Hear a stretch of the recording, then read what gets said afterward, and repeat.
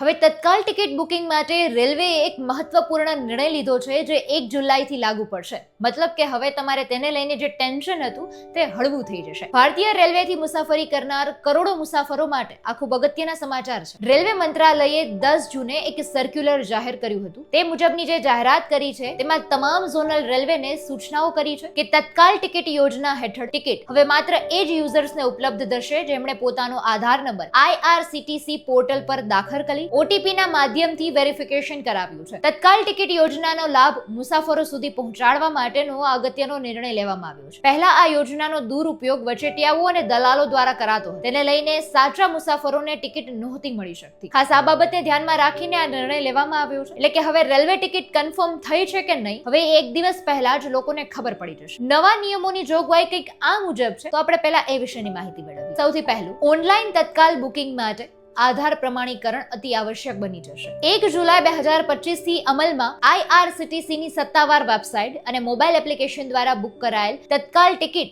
ફક્ત આધાર સાથે પ્રમાણિત વપરાશકર્તાઓ માટે જ ઉપલબ્ધ રહેશે. 15 જુલાઈ 2025 પછી તો ઓનલાઈન તત્કાલ બુકિંગ માટે આધાર આધારિત OTP વેરિફિકેશન પણ ફરજિયાત બની જવાનું છે. બીજી અગત્યની બાબત એ છે કે PRS કાઉન્ટર અને એજન્ટો પર સિસ્ટમ આધારિત OTP વેરિફિકેશન ફરજિયાત બની જશે. એટલે કે આ જોગવાઈ 15 જુલાઈ 2025 પછી અમલમાં આવી જશે. એમાં ત્રીજી બાબત કઈ છે આપણે એ જાણીએ. અધિકૃત એજન્ટો માટે બુકિંગ સમય પ્રતિબંધ કરી દેવાયો છે. એટલે કે નિર્ણાયક શરૂઆતના સમયગાળા દરમિયાન જથ્થાબંધ બુકિંગને રોકવા માટે ભારતીય રેલવેના જે અધિકૃત ટિકિટ એજન્ટોને બુકિંગ વિન્ડોની દિવસની પ્રથમ 30 મિનિટ દરમિયાન તત્કાલ ટિકિટ બુક કરવાની મંજૂરી આપવામાં નહીં આવે. એસી વર્ગો માટેનો આ પ્રતિબંધ સવારે 10 થી 10:30 વાગ્યા સુધી રહેશે અને નોન એસી વર્ગો માટે આ પ્રતિબંધ સવારે 11 થી 11:30 વાગ્યા સુધી લાગુ પડશે. ખાસ આ ફેરફારો તત્કાલ બુકિંગમાં પારદર્શિતા સુધારવા અને યોજનાનો લાભ સાચા અંતિમ વપરાશકર્તાઓ સુધી પહોંચે અને તે સુનિશ્ચિત કરવા માટે આ નિયમો લાગુ કરવામાં આવી રહ્યા છે. CRIS અને IRCTC